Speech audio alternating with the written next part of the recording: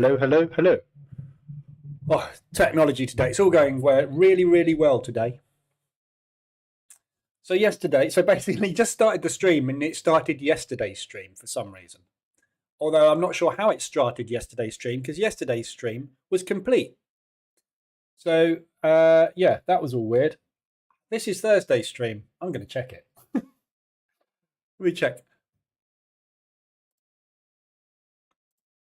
Thursday. There we are. That's me. We're live. Good. Afternoon, Agosa, Mumo, Church, Crumb, Monkey, Faginia, Reverend, Brian, David. Thank you very much for the $10. Another super chat.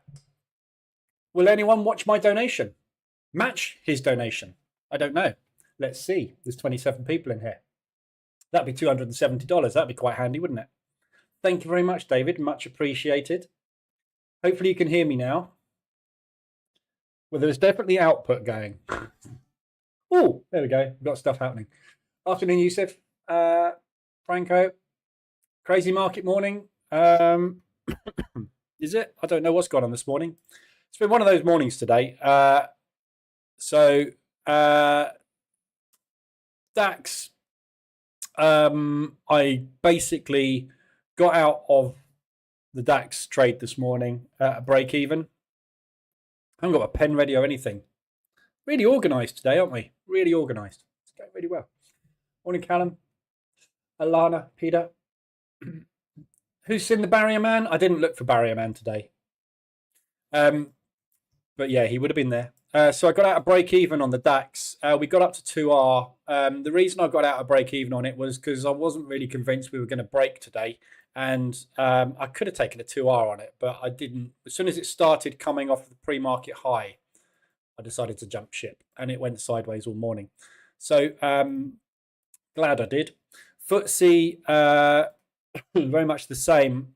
We rejected yesterday's high on the FTSE. I posted this in Telegram anyway.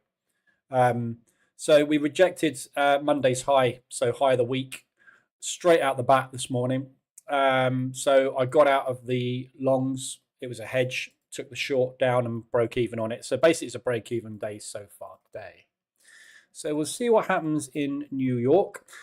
We've had a big candle put in on the PMI numbers. So that's basically whipsawed ever so slightly. It's nothing big. We haven't got anywhere near any ADRs or anything. So market should be as normal today.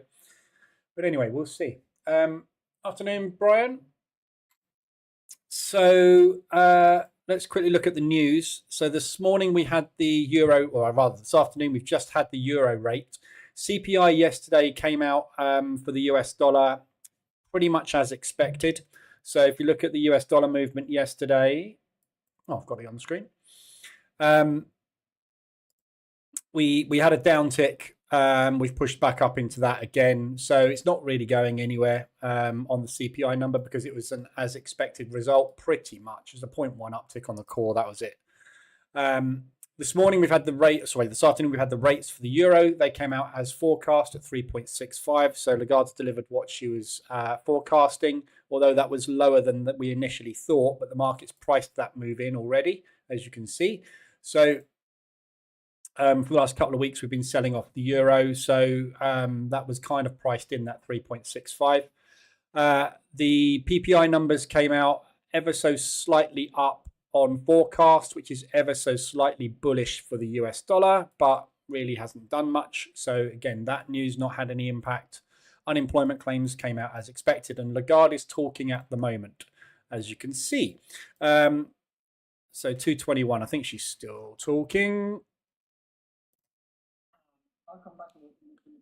Yeah, she's doing the press conference now. So when the press conference is over, we'll probably get some movement coming on the euro. So the market will wait for the press conference to complete and then try and put a move in.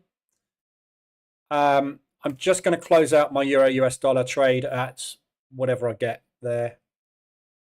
Tiny loss. I don't really want to be in this because I get the feeling that the euro is probably going to weaken off the back of that number or continue to weaken. So I'm just getting out of that. just in case we do get a big drop on the euro. It may not happen because we haven't had much reaction to the news so far today. But I've got an opportunity to get out at break even on that euro trade that I took earlier this week. I'd rather be flat than in drawdown. So Aussie dollar yen is the only thing at the moment that I've got running, and I closed out some of that yesterday. So I took an aggressive drawdown control yesterday and closed that out at the end of the day. Did a drawdown control by removing that position completely. Banked about something, I don't know what I banked, but banked some profit. And I've got 3 running on it still. Looking for a push up into ADR basically just to get out of that. Looking for a pullback on that leg basically. But again, not really happy about being in the yen, but in it. So Lagarde basically so far hasn't said anything particularly exciting in the press conference. So today, really, we've had not a lot of overnight news. As you can see, it's Bank of Japan talking usual stuff. Nothing exciting's happened there. This is obviously the news we've had coming out of the ECB and obviously the inflation, the interest rates. So we're looking at 36 basis points more cut by the year end. So we're looking at another 0.25% to 0.5% over the next 4 months, basically. So it means that the euro, with this big drop that we've just had, this 0.65 drop, what it basically means is the euro's done the majority of its interest rate drop for this year in one big go. So we will probably have another one, maybe 2, by end of year, but they will see what happens with inflation. Inflation is expected to tick up. So they've basically dropped it to slow the rate of inflation dropping because it was coming down very, very quick. They're now expecting it to tick up. So we'll see what happens with the next inflation figures. So you can see here, that's the Fed swaps. They reckon there's going to be another 4 interest rate drops. Well, another 1% basically, however you make that up is however you make that up. But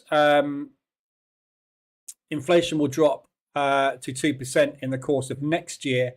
This year, in the next 3-4 months, they're expecting inflation to rise. So putting that all into perspective, obviously we've just had the 3.65 going, which is a 0.6 drop, which is slightly bigger than the 0.5% we normally get. Inflation is ticking down nicely to 2.2%. They forecast that that is going to bounce, which is basically the same as we've had for the pound. And we normally get, after you get a big drop, you get a bounce in inflation. So what it's kind of saying is that we should sort of remain like that with inflation over the next year.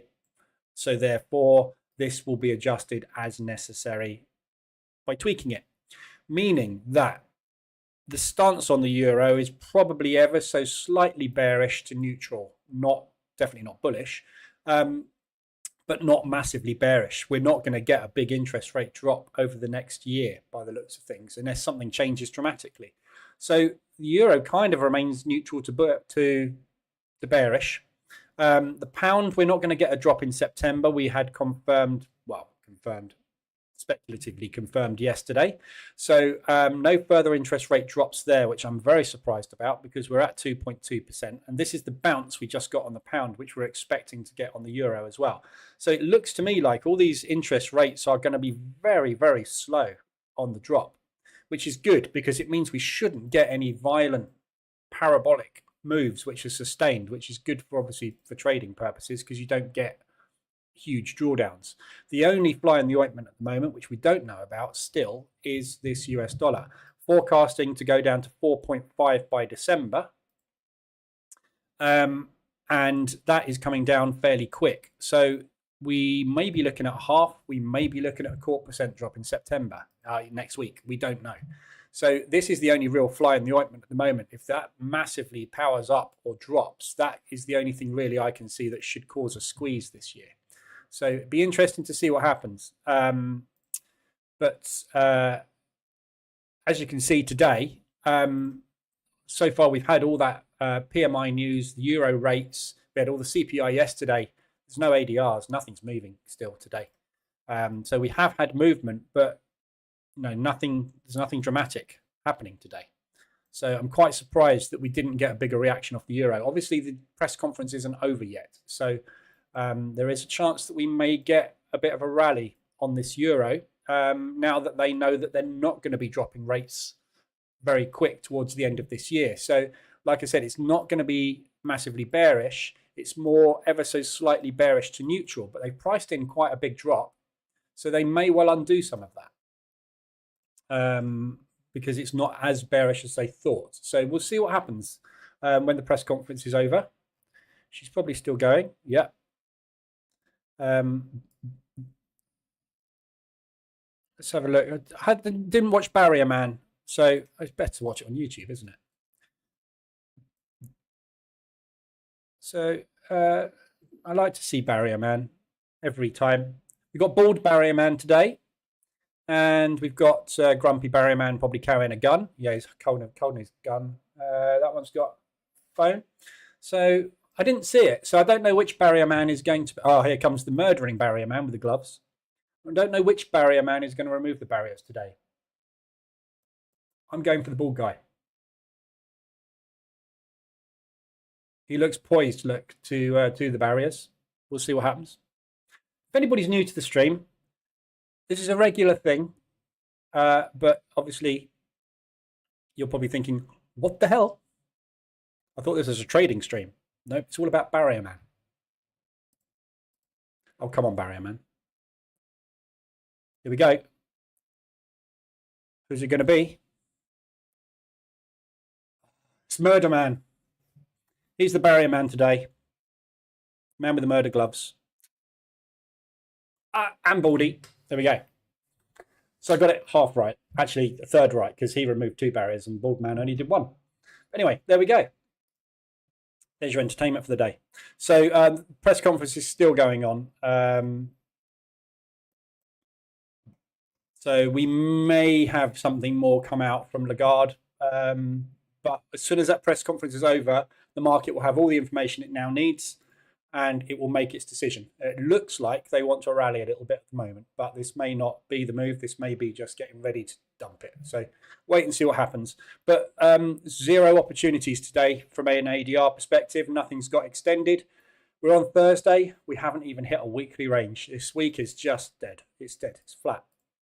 As you can see, I've got no exposure on because I can't get any exposure on. We've got 1 RSI on the Swiss yen. Market's just opened.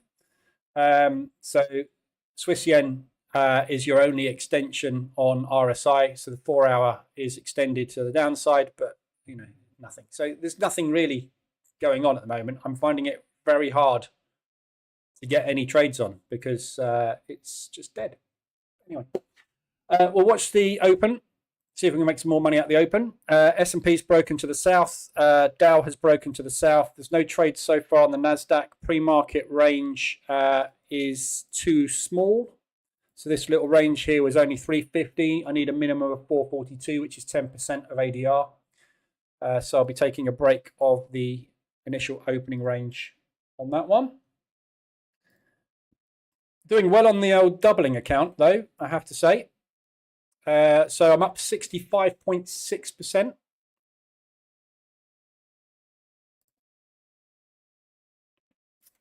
Since I started, which was on the 4th. So what are we? 4, 12. So 8 days. Obviously not all trading days, but yeah, so up 65%. Done 4% today. So at least that account's going well. Wish I could get some exposure on everything else. Hedged on the Dow. Big rally on the Dow. So look at that. Divergence. NASDAQ collapsing. Dow rallying like crazy. S&P hasn't got a clue what it's doing. All over the place today. This is going to be a fun session, isn't it? Morning, Meh. Morning, Vitali. I was rewatching yesterday's live stream and saw you trading a scalping strategy on another account. Is it mean reversion? Yes. Well, it's just scalping, basically. Is the euro in stagflation?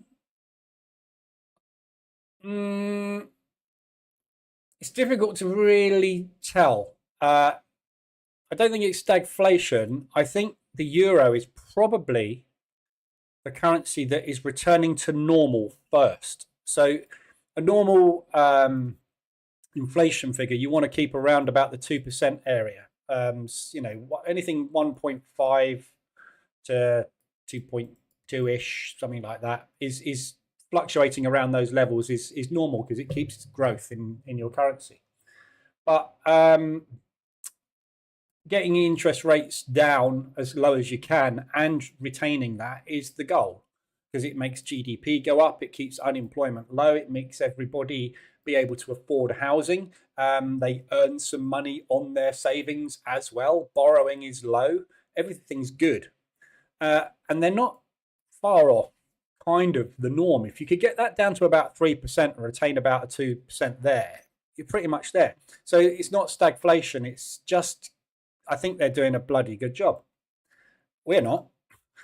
I don't know what we're doing. That needs to come down, because otherwise that's going to go too fast and we're going to overshoot and it's all going to go wrong. So that needs to be sorted. The US are doing a very good job, but again, they are being very cautious with interest rates. So I think it's just normal. They're doing good. Look at that Dow whipsaw, absolute whipsaw on the Dow. NASDAQ whipsaw as well. A lot of volume, a lot of volatility coming in, but no direction so far. So we'll see where this goes. We'll have a look at some FX in a minute as well. See if I can get any exposure on anywhere. So Dow Hedge today.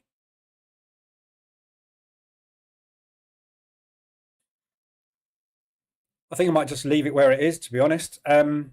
So there's ADR, and there is 5R on the initial range. I'm just going to see where we go with the Dow. There's not really any obvious levels. That level there is pretty good, this propulsion gap. So that is this low here being broken and then retested. So this is an area of interest for shorts. So upside target, you could go there, but obviously we've still got a lot of upside to go. Upside beyond that would be the monthly level, which is ADR. So this area and this area to the upside. Downside, it's impossible. 175 ADR or last week's low. So it's got so much room to the downside, because this is just propulsion, V-shaped recovery, propulsion off of the CPI number yesterday. So it's difficult to tell where to go with the Dow to the downside. So I'm just going to leave everything where it is. 5-minute ORB is in. So going to take a 5-minute break of the NASDAQ. If you're taking a 5-minute break of the S&P, it's there. You're already just broken yesterday's low as well on the S&P. So we'll see where we go. A lot of volume, a lot of volume.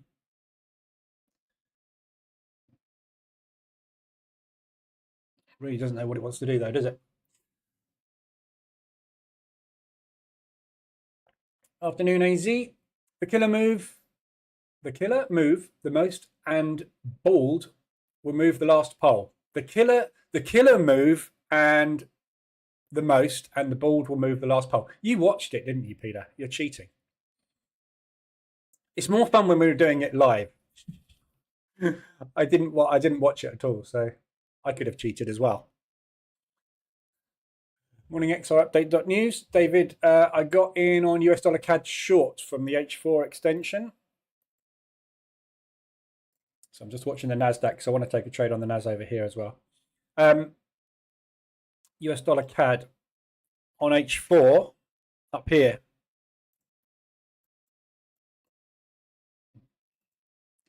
Yeah.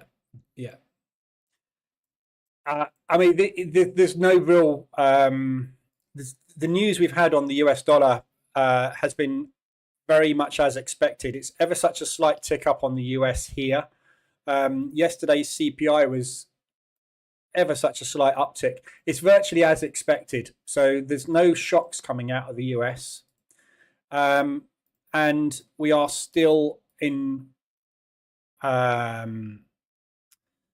not confusion, but we're still unsure what they're going to do next week. 5.25, a quarter of a percent is the forecast, but the forecast, depending on who you speak to, varies a lot. So it's not going up, but it is either coming down by 0.25 or 0.5. So what you're going to find is the market is factoring in a quarter of a percent at the moment on the US. So as you can see, we have been factoring that drop in. It's pulling back at the moment, ready for a new leg potentially down. So of all the currencies out there, the US dollar is the one that's dropping the most this year. So in the next 4 months, we've got a 1% forecast. All the others are smaller forecasts. The pound is unknown. So this should be the most bearish. But obviously, as we know, with the US, it changes a lot. And when you get news, bullish or bearish, it will move obviously for a period of a week or so off the back of that news, and then obviously do what it wants to. So there's no problem being short on this. Next week, it will potentially either come up into this propulsion area here and then drop high, low, lower high, or it will just come down from where it is at the moment, which is a 38 retracement stroke flag. So I don't see a problem with it being short. Just triggered long on the NAS, but it's rejecting again. Very, very whippy today.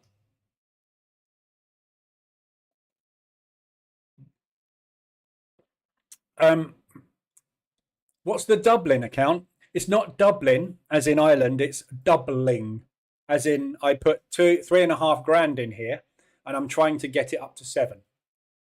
It's sitting at 5.8. It's not the Irish account, it's the account that I am doubling. So I'm basically scalping using 5% risk per entry, just to quickly double an account. I wanted to do a video on compounding, basically, so I wanted to double an account. So this is the account that I'm trying to double. I'm not going to Ireland. I'm not drinking Guinness. I'm trying to double the volume of money in this trading account. It's just a Robo Forex Prime account. I just chucked 3.5 grand into. Not doing an experiment. It's not an experimental amount of money. It's just I just want to basically do a quick video just to explain that trading is a lot about luck and a lot about risk management, not about having a good strategy. There is no strategy. Some of those are ADR reversals. Some of those are opening range breakouts. You can look at the trades. I mean, so I've got some DAX trades, some NASDAQ trades. I've got Euro Pound in there, Aussie New Zealand, Aussie Dollar Yen, more NAS, Dow, Euro Pound, US Dollar Swiss, New Zealand CAD, US Swiss, US CAD, DAX. Some of them are ADR hits. Some of them are mean reversion off of RSI. Some of them are opening range breakouts. Some of them are literally just scalping the indices because I saw a load of wicks and I thought that looks good for a short. No strategy as such. So H4 extensions. Yes, I am still trading H4 extensions, but not automated. I'm trading manually. So I'm not using the position trader EA to automatically get me into the trades. I'm getting in on my own, and I'm waiting for setups, and I haven't seen any decent setups come. So that one there, you would have triggered on that.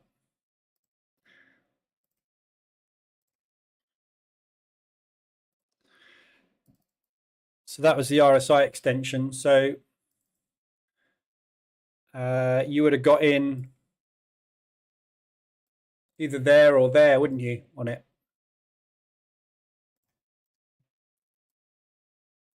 You've had 3/4 of an ADR out of it to the downside. So kind of should have been out. I mean, if I'd have taken that short there, I would have been targeting that. Possibly, I might have targeted further. No, I'd have targeted that propulsion gap there. So I'd be out of it if I was in it. But obviously, that would be your ultimate target down there. And it could easily get there. I think... what's the scalping strategy settings? I think I've just answered that one. That looks good. I'll take it. I have been using ADR quite a bit. So basically all I've been doing is monitoring ADR, looking for ADR extensions. So if you look at some of the trades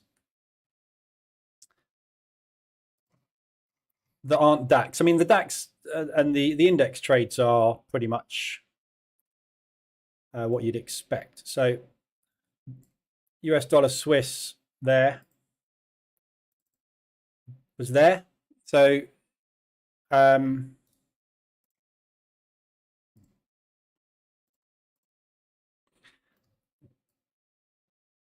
ADR is 70, yeah. That was 940, so that was 125 ADR. So big push up. I took a short. I added to the short on the way down, and I was expecting a bounce out of propulsion, which is what we got. So I exited. That's just an ADR reversal. That's all it is. That's all I've been doing. The usual stuff, everything I do normally, basically. Nothing clever. Wait for the market to get extended and get in. I've just been doing it on small time frames. That's all. Got a good scalp chunk on that US 30 whipping. No, I just got hedged. It's very whippy today. Be careful. Look at the S&P.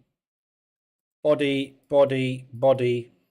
Huge wicks going in at the moment. Massive, massive wicks all over the place, but no real direction at all yet. So just be careful today. It's a very whippy session so far. Wait for the market to settle down and decide what it wants to do, really. NASDAQ on the 15 is just putting in complete rejection of the downside. So it looks bullish at the moment.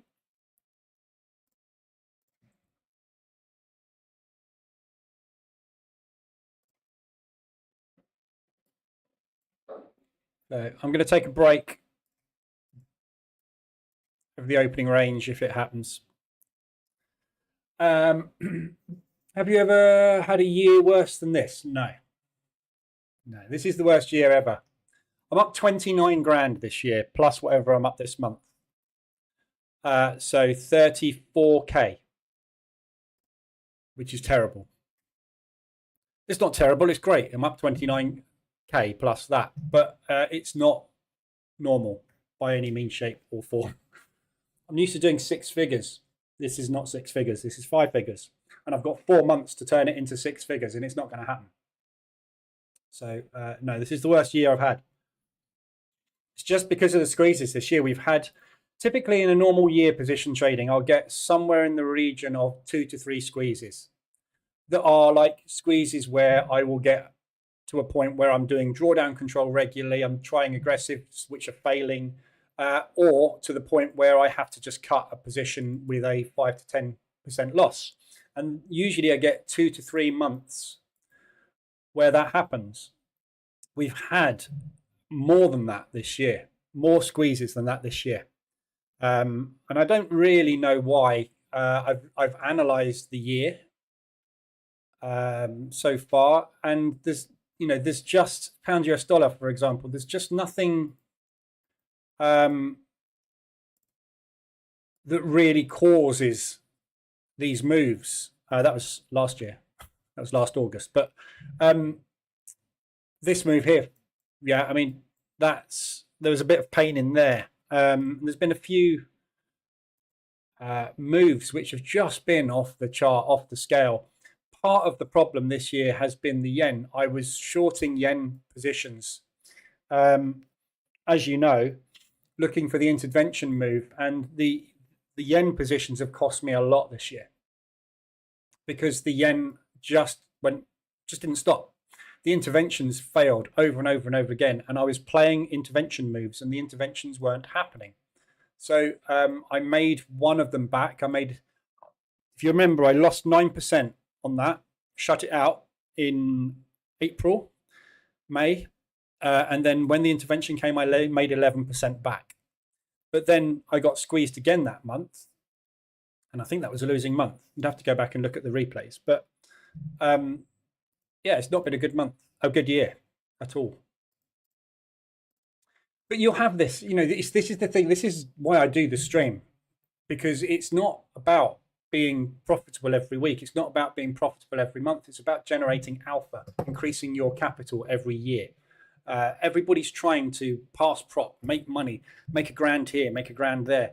It's not what it's about. It's about long term. If you look at every quarter, this is why the institutions use these periods for reporting. They use monthly reporting and quarterly reporting, because your last day, your last week, your last fortnight is irrelevant.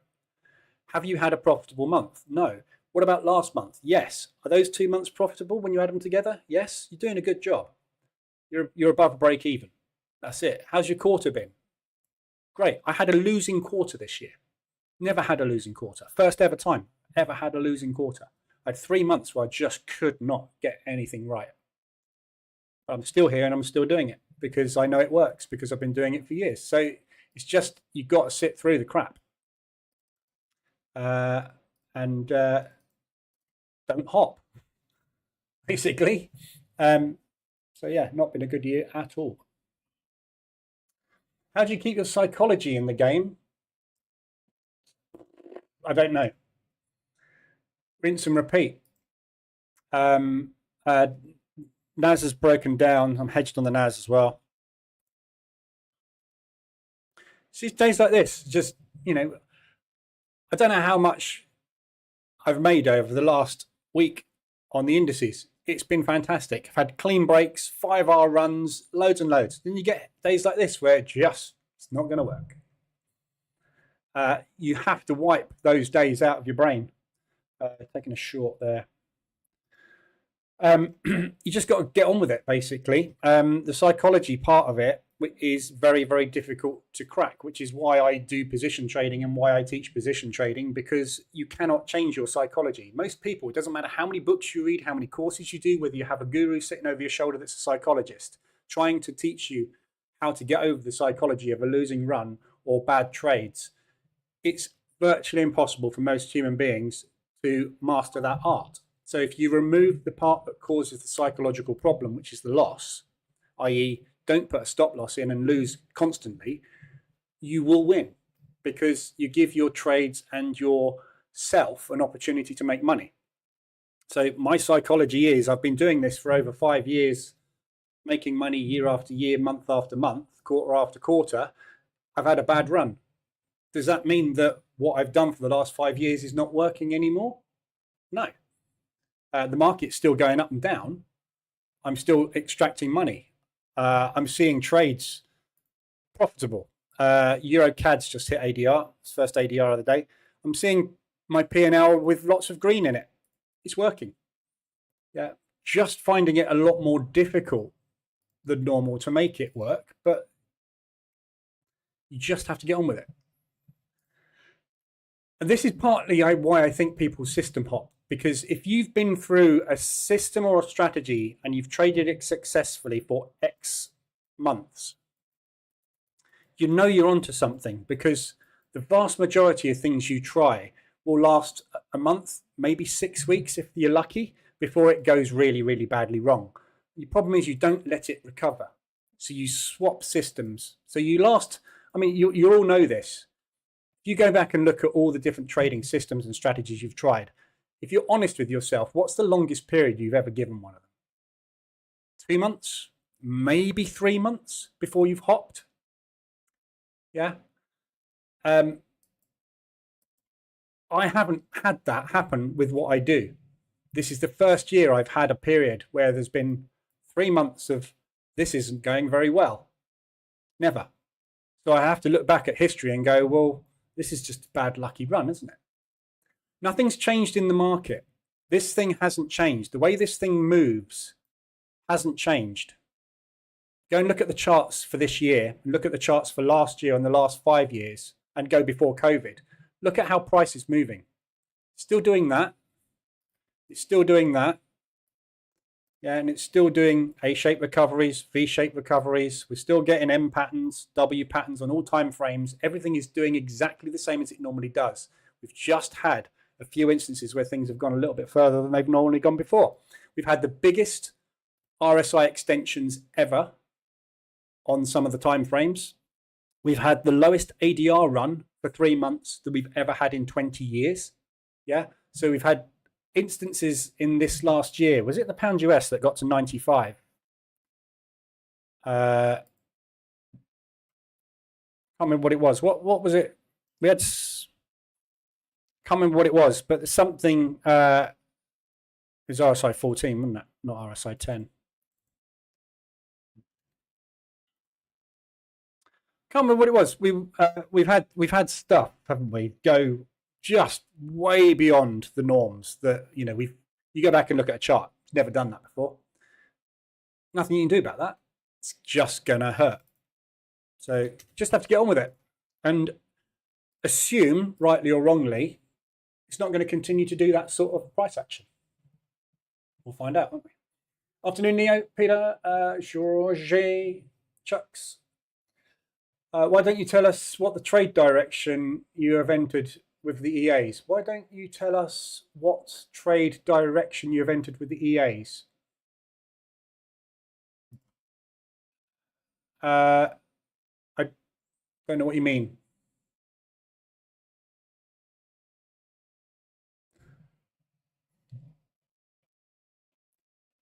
Sorry, I'm just trying to catch up on the chat. Blimey, there's a lot of chat. I don't know what you mean, Alana. Why don't I tell you what? I do tell you what I've entered. I'm long at the moment, Aussie yen. That's all I've got on. I haven't got anything else on. Afternoon, Chucks. Dublin account has a good ring to it. Yeah, we can call that the Dublin account.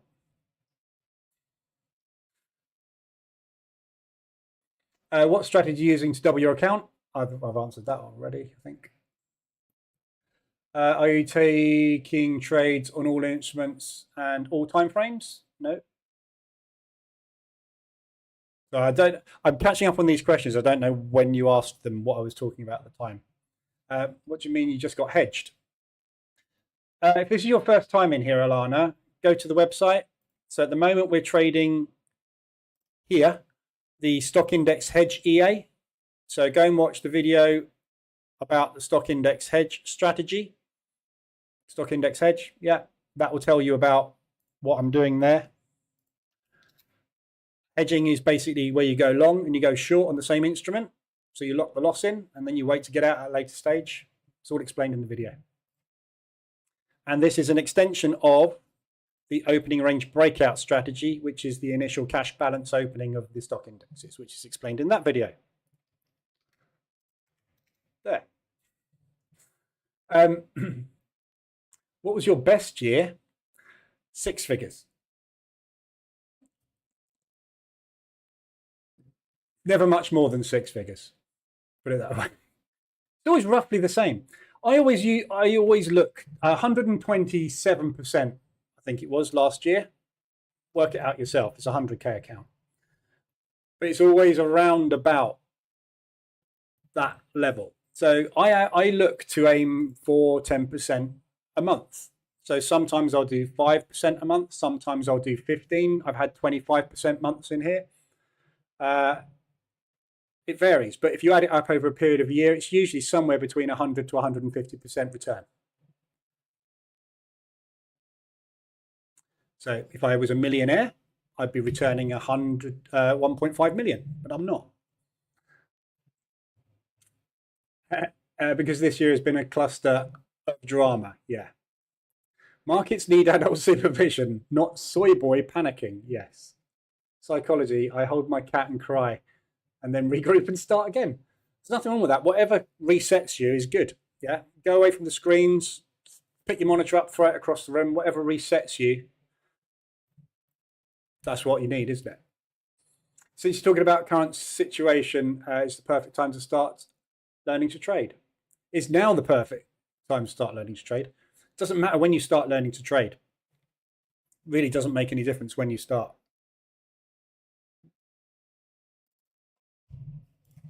Markets go through cycles. So this is the ADR of the pound US dollar. Markets go through cycles of being volatile with high movement to low movement to a bit higher to reducing in size, increasing in size, periods where for 3 months it's just dire and then it takes off and you get stuck in positions for a long period of time and they hurt. There's no good time and no bad time to learn to trade. Your skill is developed through experience. I've said it before and I'll say it again. You can read 1,000 books and become an absolute expert in every aspect of trading. It does not make you a good trader. Yeah. I can read and study to do brain surgery. The first time I cut someone's head open, if I cut the brain, I'm not a good brain surgeon. I might know what I need to do, but actually doing it is a completely different thing. You can read about risk management. You can read about trying to double accounts. You can read about whatever you want to do. But when you put your first trade in the market, all that goes out the window because your emotions and your psychology takes over. When there's cash on the table, it's a totally different decision-making process. So you just got to do it. And you've got to adapt. Yeah. So we've had lots of different movement on lots of different instruments. It doesn't matter what the instrument is either. Yeah. Look at the CAD Swiss. Yeah. This 4-hour RSI on the CAD Swiss. Look at this massive peak in volume and volatility and ADR. And then look at the Euro New Zealand had the same thing. Look at the Euro Yen had the same thing. Yeah. It all goes at the same time most of the time. Yeah. So it's the market getting busy and not being busy. It's fear and greed, and it's all sorts of emotions that the market goes through. But when you start trading, you won't know whether you're there or whether you're here. And you won't know what to do there differently to what you do differently there. And there's not a way you can tell what is coming next. This is either going to do that next, or it's going to do that next, or it might do that next and sit there for a bit and then drop, or it might pop after that. We don't know. There's no way of telling the future. So you just have to take a trade and wait for the market to move and then deal with the trade after the market has moved, because we don't know what's coming. So it doesn't matter whether you learn to trade in a calm market, a volatile market, a market that's massively bull, bear, irrelevant, because you're going to adapt to what the market does, which is why we use ADR, because ADR is a dynamic measurement of price movement. So as long as you're using this as your basis, you can see how far on average this market is going to go. And when this market gets extended beyond that, it gives you opportunities. How you use that information is different to everybody. Yeah, some people are going to be shorting this now because we've got a high, a low, another low, a low. Market structure is bearish, so everyone's getting short. Or people are going to see this as market is rallying. I'm going to get a pullback on and go long there. Yeah, you can be right on both of those. You can take an ATR reversal now down to here and exit your trade. The other guy can get in long here and wait for it to push up and double top and take his off. Both of you made money.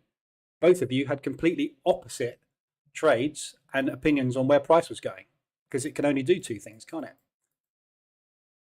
When you boil trading down to the simple fact that it's either going to go up or down, it makes it very, very easy, because if you go short here and it goes up, you know what to do. Short it again when it gets to some resistance. If it goes down, you take your money. If you wait for it to go down and you go long and it goes up, you take your money. If it goes down, you enter another trade and wait for it to go up, because it can only do two things, go up and down, and it won't go down or up indefinitely. So you just wait. What you need to know is how far it's going to go roughly each day, week, month, so that you can judge roughly where to get in and out of the market. That's all you've got. An appropriate risk. For the clandestine Dublin account, you're also taking negative R. I'm taking money. Yes. Yeah. So this trade, I've just taken a NASDAQ short here. Yeah, it's not working. So I'll wait and see what the market does. If it comes back down again, brilliant. If it goes back up again, I'll probably take another short up there. If it rallies like crazy and I'm sitting in loads of drawdown here, I'll shut it out at the end of the day and take a loss. That's it. There's nothing super clever. It's what you see me doing here all day, every day, basically. Sorry, one sec. Now my terminal's locked up. There we go.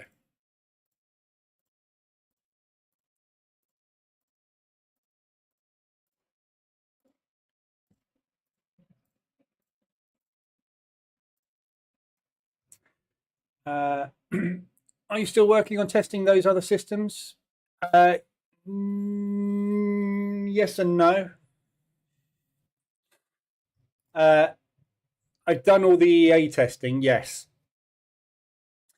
There's not a lot of difference in the edge that I have and he has, basically. So what I might do is incorporate into my position trader EA some of the methodology for exits that my colleague uses. I don't know what to call him. It's a friend, somebody I used to know. So somebody I still know, obviously, but somebody I met through trading. So yeah, I might incorporate some of those aspects into the position trader EA. Main one is end of day close in profit, which is a really good exit strategy. But he is the whole premise of for those of you who don't know, I was building some EAs for somebody that I know he's got strategies that he trades regularly. One of them is RSI2, and they're mostly daily and high time frame strategies. And basically what he wanted me to do was build him EAs so that he could back test more accurately his strategy and basically get a load of data. So I built the EAs for him with a view for him then going to build a website to sell these EAs. So he's realized how much work goes into building a website, creating content, videos, manuals, updating EAs, licensing, all the crap that goes into being a retailer of trading products. And he's kind of gone, can't be asked, because he's a trader. Like me, that's how he makes his money. He doesn't make it out selling a load of stuff. And the headache that goes with that, I don't think he wants to do. So the reason I wasn't doing much with it in here was because obviously they were his products, but I don't think he's going that route. So it allows me to incorporate some of that into my EAs, and the position trader EA does virtually most of the stuff that he does. So I can add more functionality to it without kind of treading on his toes, if you like. So I probably am going to do that because one of the best things about his strategy is the end of day close exit. So if you basically get into a trade at the end of the day, it's in profit, you shut it. Yeah. So we're not looking for positive R or anything like that. We're just looking to get out with the money. Yeah. And that's what he does. He scales into positions and gets out when they're profitable. Very much like what I do, which is why we kind of gelled quite a lot, because obviously we do the same thing, except he comes from a banking background. So his trades are slightly more investor-led, daily time frame more than lower time frame. But his methodology works very well if you scale it down. So if you use 4-hour candle close instead of daily close to find out if there's profit in the account, that works as well. So there's ways you can adapt it, which is what I was kind of working on with him. But anyway, I'll update you on that at a later stage because there's a lot of work I need to do on that. Yesterday, I remember you used to do 2 streams. Yeah. I don't do 2 streams anymore because I don't get anything done basically. So that's why I've cut it down to 1. You could use the Coal Cannon reversal and the Guinness Stew Gaps indicator. I could do the Dublin account. Yeah. There's all sorts of things you can name on a Dublin account, isn't there? In your training, you speak of reviewing your trading. I found trading news was my biggest loss factor. Yeah. Trading news is a nightmare. Yeah. Not good. Don't do it. You can do it, but make sure you're in a position before the news comes out. Market's going nowhere today. The Dow has broken down nicely, but the Nasdaq is totally stuck. The S&P's tried to break short, can't get anywhere. It feels heavy, but it's not able to go anywhere at the moment. So unfortunate that hedge this afternoon, but I'll see how far we go. I'll keep an eye on them. Nicely breaking down on the Nasdaq.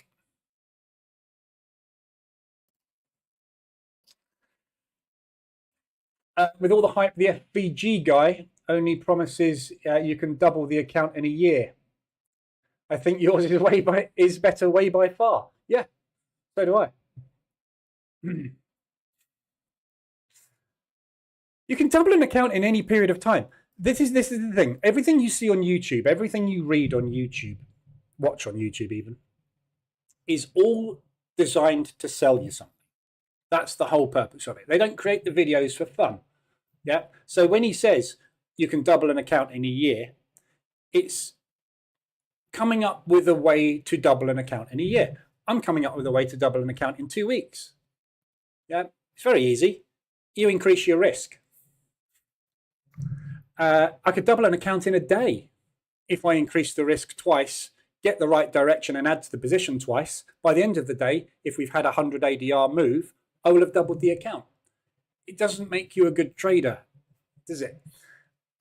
It's just a way of doubling an account. The whole purpose of what I'm doing here is to try and double an account so I can put a video together to show people who haven't got an account to trade with how you can get one. You could also get one by going into a casino and betting on red and black 3 times in a row. Yeah, you can triple an account doing that. It's not that sort of thing. But the FVG guy, Mr. whoever we're talking about, yeah, that's what I do, isn't it? I double an account in a year. Yeah, I say it from the start. The first part of the bootcamp is you're going to get roughly 10% a month out of this. If you don't like it, off you go. Go and find someone else, because I'm not going to promise you riches. I'm going to promise you can double your account in a year, because that's realistically what you can do. Anything more than that is either a really good year, and I have had lots of really good years, or you're over leveraging, and I also have over leveraged. Yeah, no, you can't get it right all the time. No one can. Hope you still have one eye on keeping PTEA simple. Yeah. Yes, I'm trying. I'm adding new functionality into it. It's getting, I don't want to add much more into it, but equally I do want a kind of Swiss Army knife that I can use for all sorts of instances. So what I don't want to do is just keep releasing products that I have to look after all the time. So, I can release the EAs that I built for him. Then I've got another 4 EAs. I just don't want to have the hassle of looking after it all. So yeah, I want to keep it simple. Shalala, stop hunt. I have no idea what that means. What about Aussie dollar yen? Sorry, I will look at FX in a minute. What about Aussie dollar yen?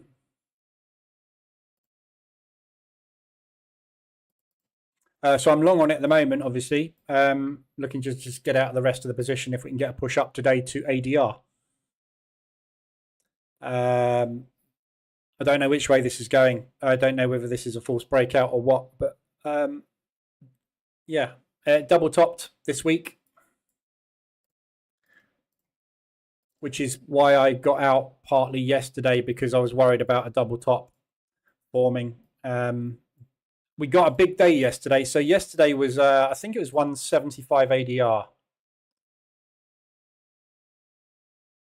No, it wasn't. What was 175 ADR yesterday?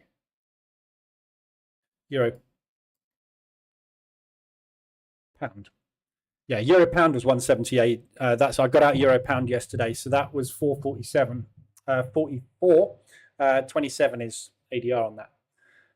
Aussie dollar yen. yeah, so I exited end of day yesterday on that lovely big run. So we got the reversal alert and now we're retesting. So that is the move that I'm looking for.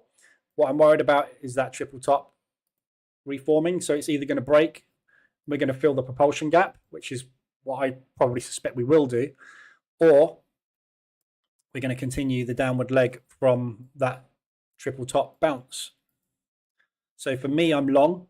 I took that position off yesterday and did drawdown control. So if it pushes down to here again, I'll add that position back on again and hope that we get a double bottom bounce. But I'm looking to get out up there basically and exit the position. It's positive swaps.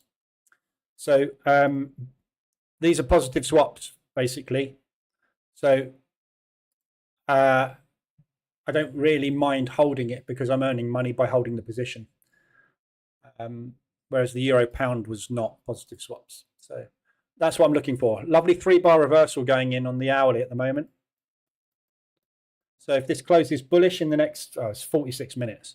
So it's got a long way to go, this candle. But if this candle closes roughly around about this area, that's a beautiful 3-bar reversal. And it is the retest of the market structure shift.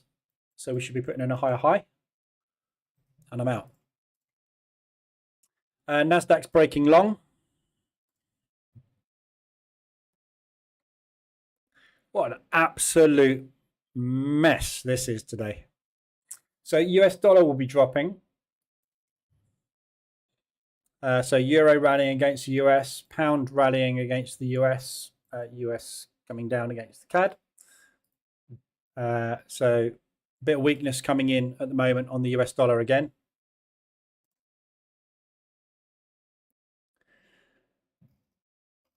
ECB press conference is over. So nothing much came out of Lagarde. So the euro, euro CAD is the only ADR we've got today, which is coming off of ADR now. So there's your reversal alert. Just gone in at ADR. Missed it.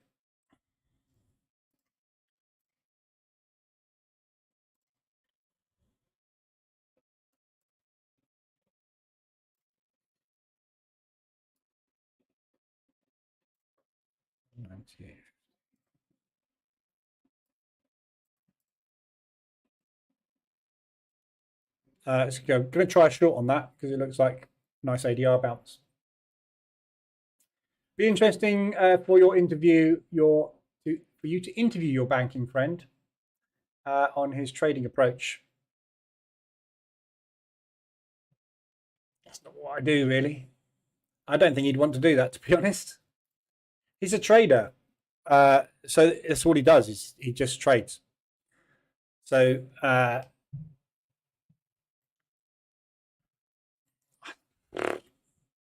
don't know. I don't think he'd be interested in it. I can ask him. I can just tell you the strategies, though. So, but they're not really, like I said, they're investment strategies. They're more higher time frame stuff. So it's not the sort of things people are interested in because you can't make a load of money very quickly.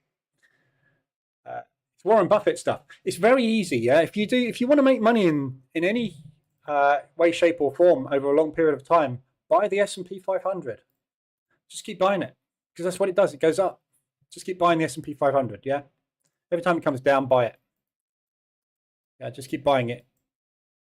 Yeah. If you buy it at the beginning of the year, usually by the end of the year, you're up 12%. It's really simple. Making money. If you've got money, money makes money. This is the problem. Most of us haven't got the money to make the money with, have we? That's where it all goes wrong. So when are you going to do interviews with the YouTube subject? No, I don't do those. I've been asked twice to do interviews, but I haven't done them. I have no interest in becoming famous. That's all. That's the last thing I want. I get enough stick in Telegram at the moment. If my viewership went up to 1,000 viewers a day or something, I could just imagine the amount of stick I'd get. Don't forget, everybody in this industry wants you to fail all the time, and they disagree with everything that you do.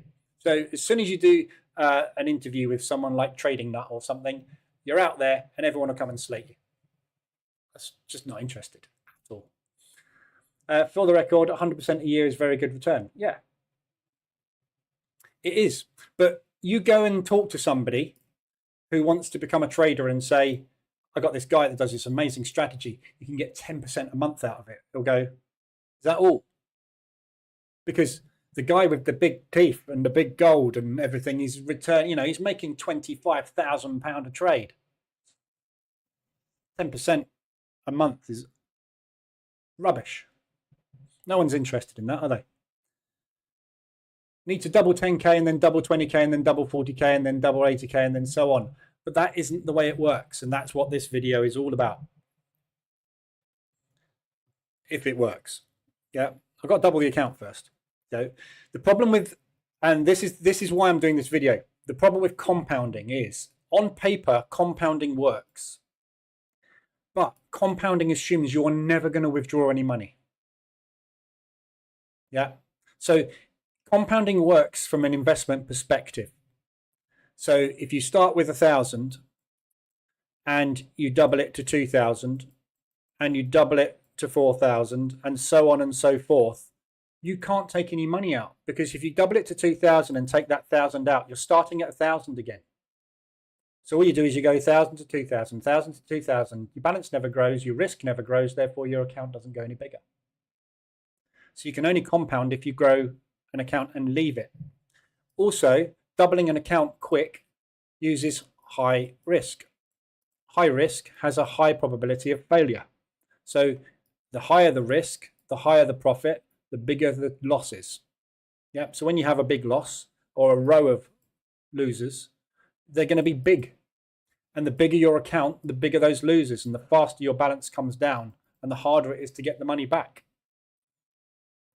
Doesn't work in real life. There's a guy that sells a course out there. Most people probably know who he is. He owns a blue Porsche, all paid for by Trading Education. Yeah, he sells a course on compounding. And the first part of that course tells you it's risky and you're likely to lose all your money and blow your account. But he tells you that after you've bought the course for $1,000, and then he tells you this is probably going to blow your account. But this is how you do it if you're lucky. I'm living the Forex dream. New scooter. I have Omaha streaks delivered every 2 weeks. Do you mean steaks? I'm not sure what an Omaha streak is. It might be something American I don't know about, but I'm assuming that's an Omaha steak. Or a cow. I don't know. Did I miss the New Zealand US? I haven't done any Forex analysis. I've been waffling. So no, I haven't done that yet. I'm going to whiz through all the pairs and have a look at them all, because I want to try and find some risk to get on. And I can't at the minute. So New Zealand dollar, US dollar is going sideways. This is the problem I'm having at the moment. I can't say for sure where anything's going, but I have no idea where this is going. The last 4 days, it's been going nowhere. So it's going to break out. I don't know which way it's going to go. This is the problem at the moment. It's very hard. It was meant more as a joke, yeah. You can do that though, but what I want to try and help people do, I get asked all the time, what's the minimum balance for your EA? And I always answer, what have you got? Well, I can afford, whatever I need. So what's the minimum balance for the EA? I don't know. 50 grand. Oh, I haven't got 50 grand. Well, how much have you got then? $500. Okay, but it's more than that. Yeah, if you want to get that $500 up to a decent amount of money, 3K bare minimum, I would start with, probably higher if you can. You're going to need to double that account, and then you're going to need to double that account again. Yeah, and then you need to double that account again. If you can double the account 3 times in a short period of time, stop doubling the account and then use that to trade with. And then you can get an income. That's kind of what I'm trying to put a video together for, because it's the bit that's missing, isn't it? Everyone wants to become a trader, but no one's got capital. If you haven't got capital, you can't become a trader. You can learn as much as you like, but without money, you're not going to make money. You've got to be able to get the money. but you can't get the money safely. You can't double an account safely. It's not possible. You've got to use massively high risk, and you've got to be on a good lucky run to get there. Yes, it's an Omaha stake. Yes, I was hoping so. An Omaha streak, there's all sorts of things running through my head. I don't like stakes, so it wouldn't be for me. Right, so let me run through all the pairs. We'll see if we can find something to get onto. NASDAQ obviously now is hedged, so I just need to quickly look at the hedge on the NAS.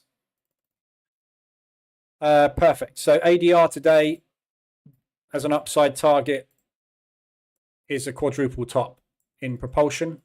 So absolutely great. If we can get there, we're going to find limits triggering. Downside, ADR doesn't look like it's going to break short, but if it did. So that propulsion gap, which is the propulsion move from yesterday's CPI, basically undoing that move, we're going to find some buyers down here. So if we can get a big, strong move like that today, that would be my exit. But we haven't got long to get there, have we? So we'll see where we go. But we've got like 4 or 5 hours to try and get that move done, which we've got no news catalyst like yesterday to do it. So we'll see where we go. But at the moment, it's struggling to get through previous day's high, which is there. So we'll see where we go today. Right, so looking through the pairs. So obviously, I've been looking at the RSI dash and the ADR dash. There's just nothing setting up at all at the moment. I'm so close to going, right, I'm going to drop down to 15-minute timeframes and just try and find some opportunities intraday, because we're just not getting any extensions this week. And last week was very much the same. You can see last week we had an awful lot of this, a news event, and an awful lot of this. There's no real relative strength in the market at all at the moment. Not to the levels I want, which is over the 80 and below the 20. I want things really nicely extended before I get into them. There's just nothing setting up at the moment. So the best case scenarios we've got at the moment are things like ADR reversals, which obviously are very reliable most of the time. So I'm just going to see if there's anything setting up at levels that I can just take manual trades on, hoping that we get some kind of support resistance bounces. So next week on the 18th, we have the FOMC meeting, where we've got obviously the interest rate change. So that's going to drop to 5.25 or 5%. We should get the market kick-started on the US dollar off the back of that, because it's the first interest rate change in over 12 months. So that's going to really start some interest in one direction or the other on the US. We've got the pound rate not changing next Thursday. So Bank of Japan, again, not changing their rates next Friday. So this is where the market should start to sort of kick off. So I can see why we're sideways at the moment, because we're waiting to see what the US does. So we've got a good week, I think, of potential movement around and about that we could probably take some support resistance bounces at. So there was a nice one there this week. That was the double bottom, which obviously has played out. So we're coming up into this accumulation. Market structure is short on this at the moment. So potential short opportunity there. Not a fantastic level, so nothing really of much interest there. Aussie dollar Swiss. That's rejecting these highs very nicely at the moment. So it's a fairly decent level. We've tried to break through it, retested it.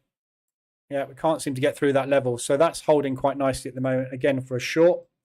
Swiss franc, though, so could go anywhere at any time. You've got propulsion targets to the downside and propulsion targets to the upside. So a short on that, we'd be looking for second entry and third entry. But again, I hate taking trades bang in the middle of a potential range, because you're literally flipping a coin. And it needs to play out by next Wednesday, ideally. So there's a potential short there. Aussie dollar bias is long, though. However, it's not doing that. So again, so confusing, this market at the moment. It's just very, very difficult to read. in either direction, but there's some decent rejection going on here at the moment. So, you know, an entry on this one, if you drop down lower time frame and look for a reversal alert on this, so take a entry on the next reversal alert short, and then look to test that propulsion. That's not a bad looking little play. Not bad. Aussie dollar yen, I've got longs on at the moment. Again, looking for push up into propulsion. So there's your reversal. We've triple topped. We can't get through that level. The 3-bar reversal going in at the moment. So the fourth knock on the door will probably get through. How far it gets, though, because you're going to find limit orders in that propulsion move, we'll have to wait and see. We've got another target and another target and another target to the upside. Obviously, there's nothing but upside targets on these yen pairs because we've broken out. So there's infinite amount of space to the upside on these, but that area there, which is that 3-week sort of range that we had, that's what we broke out of last week. That's when I started looking for false breakout longs. So that is the area I will be worried about, 175 ADR to the upside. But looks good for long still to me. Aussie New Zealand, 2-week range. Range lows would be good. We're approaching range high. So this low here, we retested twice, which is almost where we are now. You've just had a reversal alert on the hourly on that today.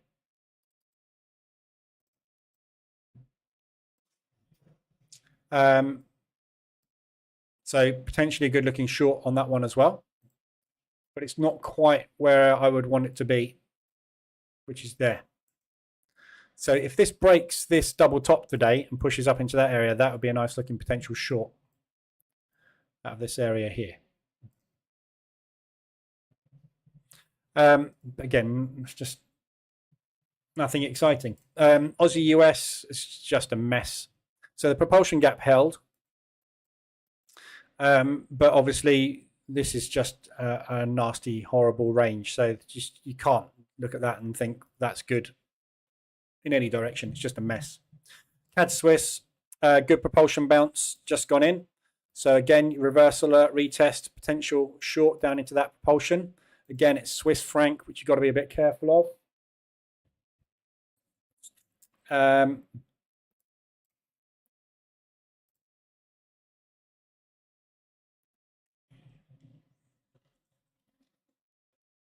That looks quite nice as a short.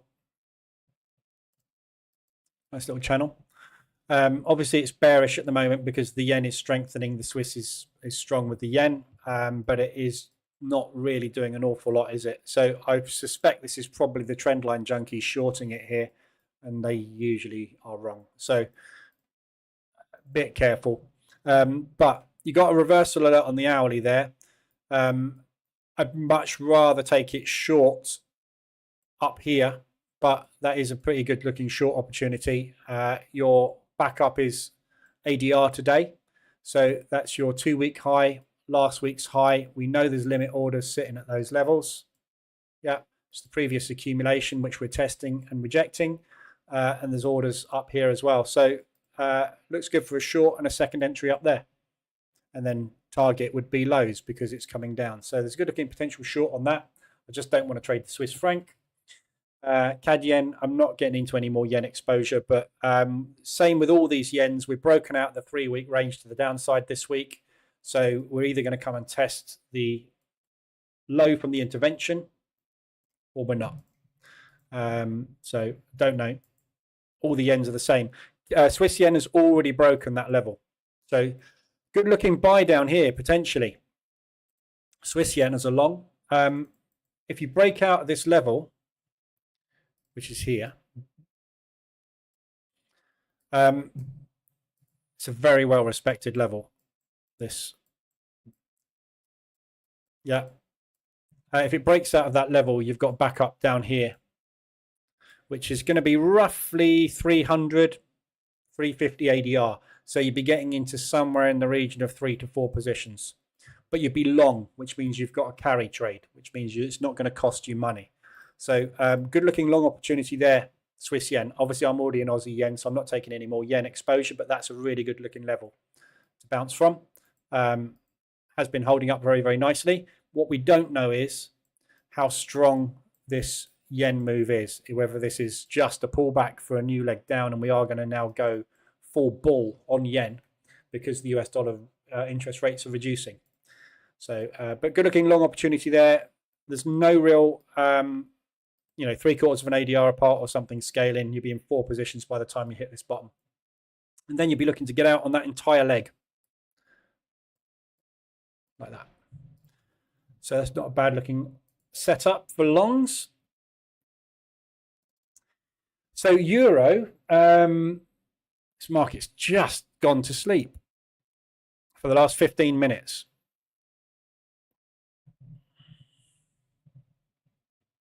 Hedges today are terrible. Euro, I think my stance now is kind of like that on the Euro. I'm really not sure that we're going to get a sustained weak run in the Euro. So in theory, I think it's tradable in either direction.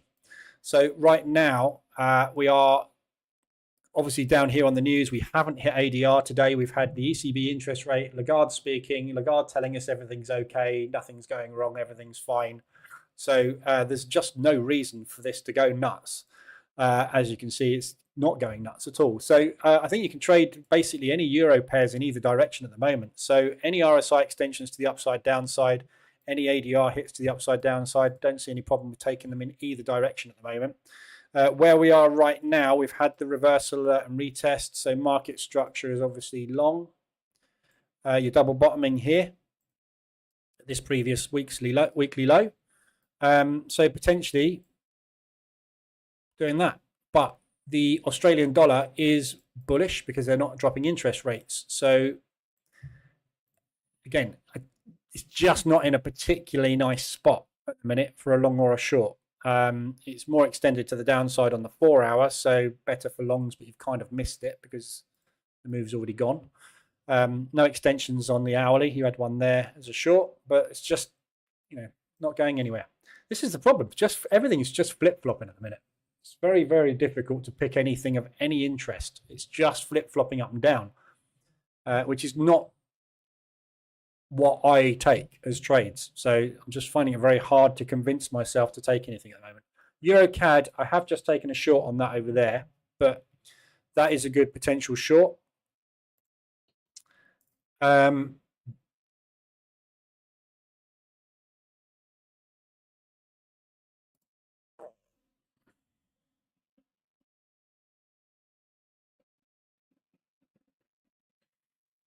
kind of want to take that as a short, but I see this as just a really crappy flag that might just keep doing that. Again,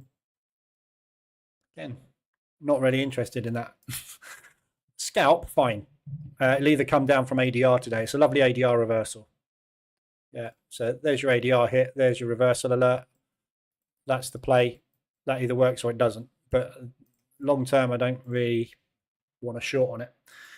Euro Swiss, again, coming up to the weekly high double top. There's that pattern again. Who knows what that is? Very obscure pattern. Not many people know it. Did you do a new Price Action Toolkit video? No.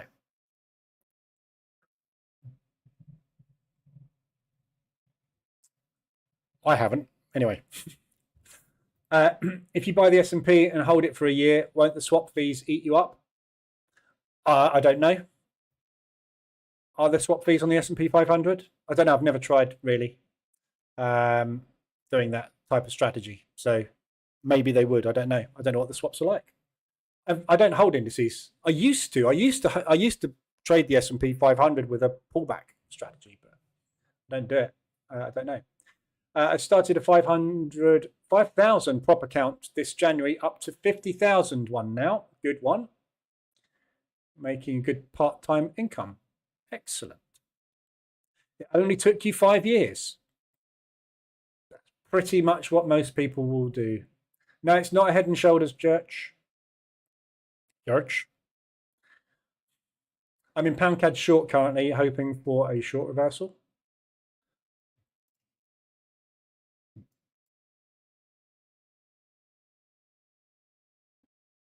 Yeah. Market structure is short. You've just had a reversal that long, so yeah, could do. Nobody knows what it is. It's a Batman. Monkey got there. So that's chart pattern is called a Batman. Right cowl, left cowl. A Batman. There you go. Very similar to a head and shoulders, except you don't have the head. You have the cowl. There you go. Learn something new every day, don't you? So yeah, Euro Swiss would like to come and retest the Batman's cowls. Would be nice. So this is the propulsion move that caused the break. So we know we've got sellers here.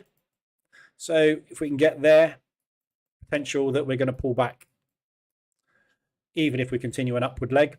Euro Swiss bias is very difficult to call at the moment. The Euro moves with the Swiss. It's a very low ADR pair, only 56. So yeah, it looks good for shorts, but it's not quite there yet. Euro pound, absolute mess. I'm really glad I got out of this yesterday. Batman's appearing again. It's very hard. The market, as you can see, has taken 12 days to decide nothing on this. It looks like we're not dropping interest rates this month on the pound. The euro, obviously, we've done the big drop, which the market had factored in. There's just no bias on this thing at the moment, and as you can see, it's very, very hard to pick anything on this. I was in this trade for 3 weeks, costing me swaps. Longs on this cost an absolute fortune in swaps. They're awful. So yeah, just stuck basically on that in a minute. It's just nothing you can do with it. It's basically an A-shaped recovery back to the previous balance, which we're sitting in now. So there's going to be a price discovery move at some point. You've got to say it looks much nicer as a long than a short. However, Bailey's got to drop the interest rates really for that to happen. It doesn't look like it's going to happen. So I can just see this thing just doing this sort of stuff. So you will probably get opportunities. Again, any RSI extension on this, absolutely fine. Just don't expect it to play out very quick. So pain in the arse. Euro yen, same thing as the others. I'd be waiting for a monthly support bounce on that if it's going to continue to the downside. Euro New Zealand, sitting around 50% retracement, isn't it? So potential move, but again, you can't do anything with it this week. Yeah, you couldn't do anything with it last week. We had a news event. Can't do anything with it this week. It's just not doing anything. So if you get up to ADR, which is a double top bounce off of the 3-week high, short it. If you get down to yesterday's previous day's low and now today's low tomorrow, long it. And just try and get half an ADR. It's scalp. This is what I mean. Everything I'm doing at the moment, I'm looking at everything going, that would be a nice scalp. That would be a nice scalp. I can't find any position trades to get into because nothing's moving. You can't mean revert something that's going sideways. There is no mean reversion because it's got to have pushed to pull. There isn't a push. There's no possible pull entry, is there? Euro US dollar. Got out of that one today, a little bit early. But I just wanted to be flat on it because I don't know where it's going. It doesn't know where it's going either at the moment, as you can see. So at the minute, we are bullish on this. Market's been piling out of the US ahead of what it was expecting to be a 0.5% drop. For the last few weeks, they've been dropping the euro because they knew Lagarde was going to be dropping the rate. So everything at the moment is factored into this. The interest rate change on the US dollar is factored in. The interest rate change on the euro is factored in. We're now waiting for the actual result of interest rates next week. So this could go either way. Again, I don't think there's any reason why either of these should become way more bullish or way more bearish than the other. So if worst case scenario, you get into something, you might have to hold it for a week or two before you get the pullback on the move. So just waiting for an extension to come in. Right now, it could go either way. There's no real advantage on this in either direction. So this is the kind of price action I think we'll continue to receive on the Euro US and the Pound US. So any big extensions, yeah, you can mean revert them. Yeah, which is what I've been doing and what I will continue to do. So I just want it to get somewhere before I get in. But at the moment, you may have taken longs on it, like this one I had on. You know, just wait for it to get somewhere. It's just not going anywhere at the moment. Pound odd.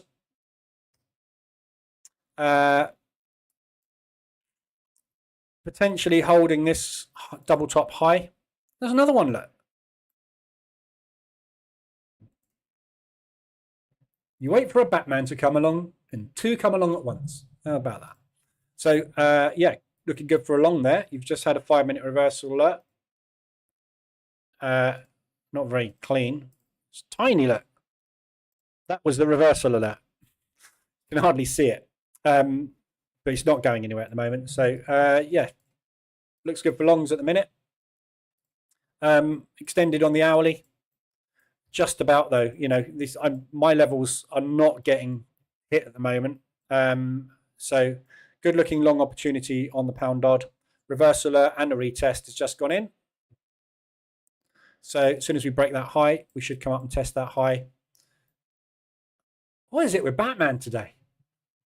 He's everywhere. Must be a new film coming out. Pound CAD, totally sideways. So you're almost coming up to ADR on this. This is going to turn probably into a V-shaped recovery. After the V-shaped recovery, I'm just seeing Batmans everywhere now. This is driving me nuts. So yeah, good looking short opportunity building at the moment. Propulsion gap would be the V-shaped recovery. That would be a perfect short. So if this thing can continue to push up to 125 ADR today, there's a good looking opportunity to get in short on that one. But we are only in a range, so you back up on that. If you take it short there, would be up at last week's high, previous week's high, double monthly level. So 150 to 200 ADR. You're going to find some sellers up there. Just a mess. It's a bear at the moment, but you know, this grind, you can't do anything with this sort of price action. It's terrible. Just not really tradable. Pound yen, same thing. I'd be interested down here, but it's grinding. So for intraday scalps, you can keep shorting it, but you know, sort of stop loss based strategies, scalp strategies. Pound New Zealand, triple top high, missed it yesterday. Was the entry short. Not extended on RSI though. You had an RSI extension there, which you just sat around in for weeks. But again, it's just not really going anywhere. You've got like this uneven range going on at the moment, and you're bang in the middle of the whole thing. So it's either going to come and test this propulsion or that propulsion from where we are now. We've been sitting around for the last 2 weeks. One news event, sit around the previous week. So it's 2 weeks sideways. Very little you can do with it. Pound US dollar is just pulling back at the moment on this leg. I got out of all the shorts a couple of weeks ago. I did have a long, which I was looking for a flag break on, but I bottled it. Glad I did. It's just not going anywhere. Again, there's no levels here. It's all clear air down to here. So I can see it just continuing to drop down to that level at the moment. But trying to find the reason to get in is hard. If it got an ADR hit, there's a triple top. That would be a good looking short opportunity. If it pushed up into above ADR today, propulsion gap short. But market structure, bearish. Just wanted to pull back up really so you can get an entry on it. Again, ADRs and RSIs, just, you know, I find it very hard to enter the market just because it's hit support and resistance. There's got to be confluence of a move in a direction to get me into something. There's a Head and Shoulders. Pound CAD ADR. There we go. Pound US we got up to, so we've done all the pounds. So pound CAD ADR. So that's 3 hours solid on that, straight up. CAD reacting to the PMI figures. So 125 ADR, good short opportunity. Be interested in getting a short on up there. If we got there, I might just stick a quick alert up there. 125. So got an alert sitting there. So if we do get to that level today, that'll be 4 hours straight up. So good mean reversion opportunity there. Joker 2 is coming soon, but no Batman. Yeah, that might be why Batman's all over the place. Could be. You never know. Unlikely. I don't think the market really watches films. I've told a few young traders to take your free course, but they end up spending big money elsewhere. Yeah, they will do. That's what they do. They're all hypnotized by Lamborghinis. Happy to ride the Volkswagen. Yeah. The Volkswagen will continue to go, and it won't cost you much money in the long run. I've owned Porsches all my life. Yeah. And I had a 911. I had two 911s at one point. And do you know what? They sat on the drive, did about 3,000 miles a year, and cost me about $5,000 to keep them on the drive. All things like that are good at is hemorrhaging cash. Every time my Porsches went in the garage, it would come out with a minimum of £1,000 bill. That's if there's nothing wrong with it. Aussie dollar CAD ADR. And I always buy second-hand Porsches as well. Never bought a new one. Aussie dollar CAD, sorry. ADR. So Canadian dollar getting hammered at the moment.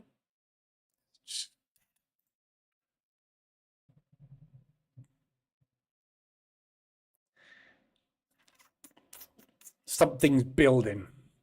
Aussie dollar CAD ADR short opportunity there as well. I'm on Euro CAD over there. I'm not taking another CAD short. Good looking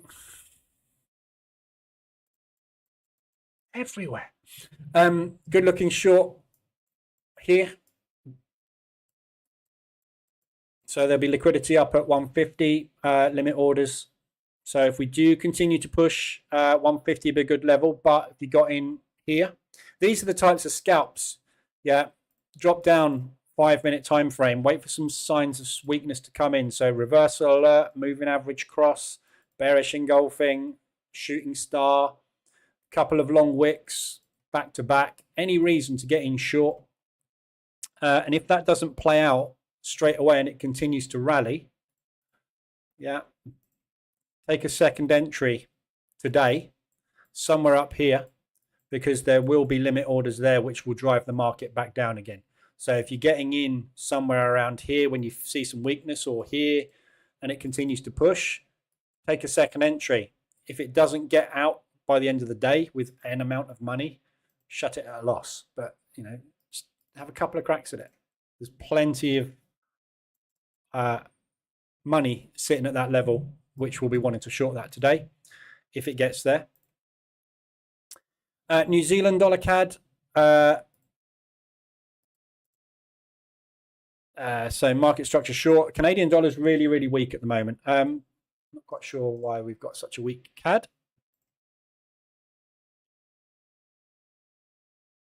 All this Canadian weakness. You know, I'm finding the Canadian is moving more off of the US news than the US is at the moment. It's bizarre. But I think this this Canadian move is probably on the back of the weak PPI figures. PPI?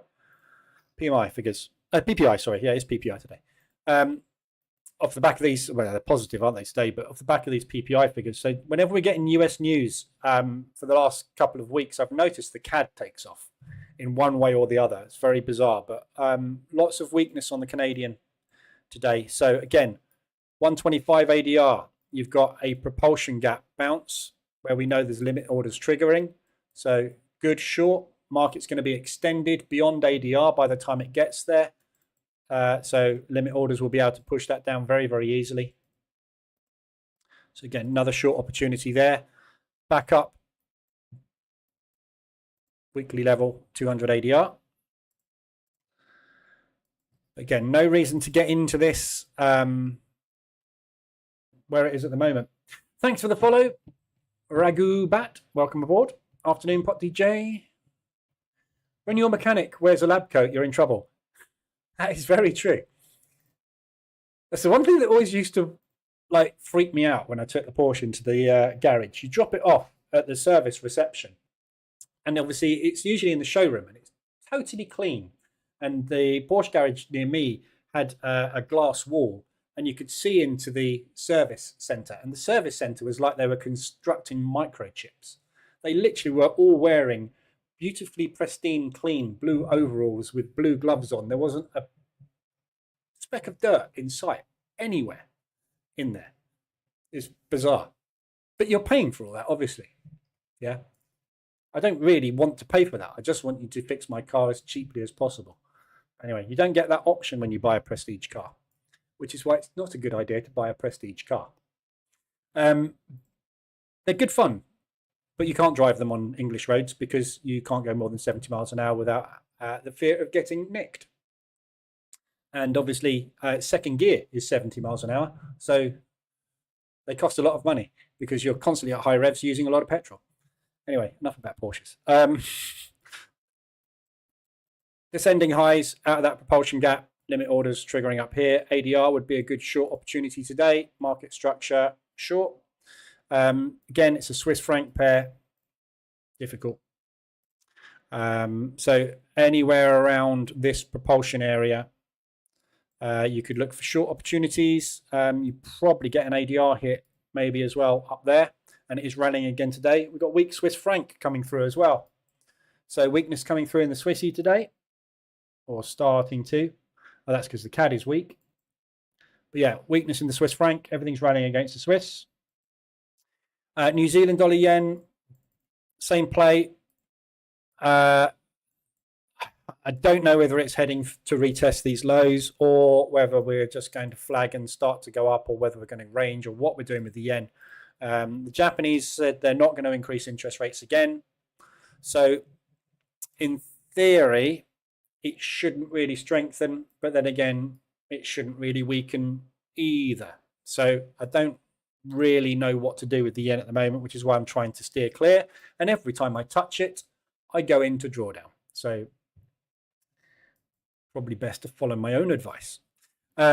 New Zealand dollar, US dollar, sideways, 5 days, can't do anything with it. It's being held at this break. So looks like it wants to go short, but obviously we're waiting to see what happens with the US dollar. So this is the level that's holding at the moment. Long term, there's plenty of downside on this, loads of it.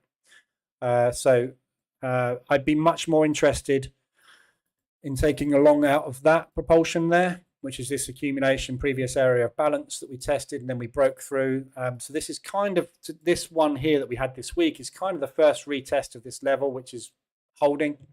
So if we're going to get continued weakness in the US dollar because of what's happening with interest rate drops, this should go bull.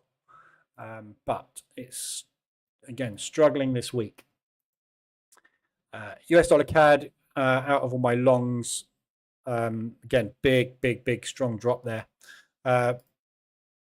Whoops. Don't think.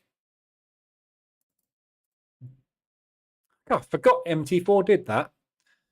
Really easy way to see your trades. If you switch over to a line chart, it does that, which is really cool. But anyway, side note. So yeah, as you can see, news, nothing. Just news, nothing. Yeah, it's just not doing anything apart from moving on news at the moment. So there's no real obvious levels coming up apart from this accumulation. Possibly where we are is holding at that high.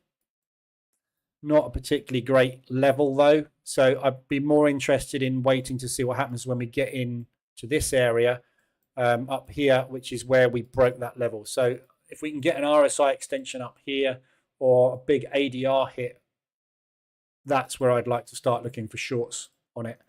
But again, nothing really obvious. Short opportunity US dollar Swiss out of the last week's high. So this area here is holding potentially at the moment. We've got some weakness coming in the Swiss. Good looking wicks to the downside. So nice reversal alert there. And they're adding. So again, short break. You've had the reversal alert on the lower time frame, which is holding. So yeah, that's holding quite nicely. If we can break the low here today, that's got a good chance to flush.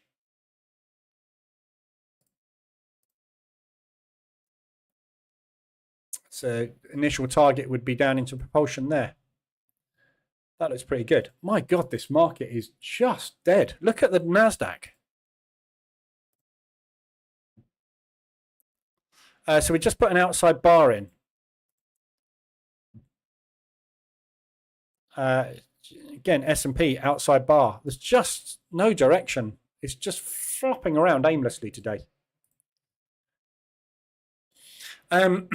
That looks good for shorts. I'm going to go with a sell stop on that. So reason I like it, which is standing out to me, is these 3 wicks. Yeah, we've pushed up, rejected. Tried again, rejected. Tried again, we're rejecting. We've got 1 minute left on this hourly candle. We can't break these highs. So I'm going to take a short there, which is the last week's high. So where we basically hit and rejected and ran away, that is basically the test of that level. Limit orders are holding in place at the moment, which is this kind of little accumulation area here. So if that is going to turn from a high, low, lower high, lower low, lower high, double bottom, double top, but backup plan would be there and here if it continues to rally, and that's when you'll get your RSI extension. So I like the look of that as a short. It's a Swiss franc though, which worries me, but I've got to take some trades and I can't find any setups, and if it has to be in the Swiss and the yen, which are the 2 currencies I don't want to trade, so be it. I just got to find something to get on some risk, otherwise I'm not going to make any money this month. US dollar yen just stuck sideways again. All the yen pairs, we've had the low test already, but I don't know what to do with the US dollar yen at all. So we're getting some weird strength coming through in the yen on a regular basis, and the US, obviously the market's really unsure, so what they're going to do with the interest rate. So I'd leave this one alone at the moment. Only thing I'd be interested in is longs out of the double bottom bounce. So we've tested the low, shot up, pulled back, lower high, formed a symmetrical triangle, which we broke to the downside. We've had a failed price discovery move, which is holding. So it looks good for longs. But it's the yen and it's the US dollar. And if that fails, actually you have got another level there, look. Which is 150 ADR today. And then obviously you got that low down there. So 137. You got this area here, which is 140. Yeah. 150 is the level the Japanese want to keep price below, which is where we have had our previous interventions. So, you know, that break that we had, we're now fully through it. So 150 is your real upside. Downside, very difficult to call. There's absolutely no reason to take it back down to pre-COVID levels, I don't think. So it looks good for long. Some kind of pullback on that leg, but not above 150. If we get back up to 150, they'll start talking about intervention again. So looks good for longs. I've already got Aussie yen on, so I'm not going to take another yen. I'm not going to get greedy with it either. There we go. That's it. It's very hard at the moment. Very difficult to find anything. That will change. Things will start to pick up. 3-bar reversal on the Euro CAD is just going in. ADR on the 15-minute time frame. push, pause, pull. 12 minutes left on this candle on the 15-minute time frame. If it closes bearish, that is potential reversal if it closes bearish. And obviously that is an ADR hit with a backup at yesterday's high. That's all I can find today. Not a lot else out there. Franco, which prop firm are you on kindly? Not a question for me. And Franco, better answer fast because I'm going to end the stream in a minute. Doesn't matter which one you pick. They're all the same. They're all trying to grab your money. Very hard to make it work. Nice move starting on the Euro CAD. So I'm 35% away from doubling the account. Be nice if the NASDAQ collapsed today. There's a lot of downside on that NASDAQ. Obviously, all the way down to there. Be nice if we got a downward move on it, but market's really struggling to move south today. Dow's managed it. Nice wick on the Dow as well. S&P's not, and neither is the NAS. All holding up at the moment. Don't think we're going to get far today. Right, I'll leave it there. Anything else you need, let me know. I'll be in Telegram or Discord. I'm back tomorrow morning, 7:45, and we will trade DAX and FTSE. And just have a look at really what's coming up. Tomorrow is a dead day. So tomorrow we've got no news. It's the preliminary University of Michigan results. So we might get some movement at 3 o'clock, but other than that, there's absolutely no reason for the market to move tomorrow. So it's the end. It is the end. Jordan's just been speaking at 3:25.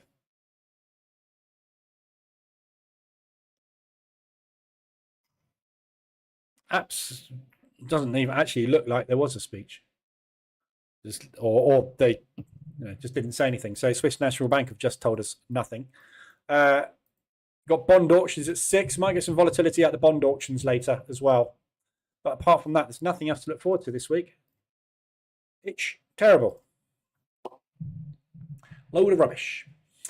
Gold has rallied. Has it?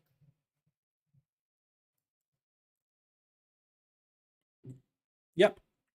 So if you ever want to know what gold's doing, look at Euro US dollar. Because it's just another US dollar cross gold. So treat it the same as the pound US dollar, the Euro US dollar. If the US dollar is dropping, gold will be rallying. And the US dollar is weak, as you can see, if you look at the other US crosses. It's rallying, which should also indicate that the stock market will come down today. However, it's struggling, isn't it? So one of those days today. Right, I'll be back tomorrow morning. Other than that, I will be back next week if you're not around for the morning sessions. So I will see you next time. Anything you need, let me know in Telegram or Discord. Other than that, have a good day.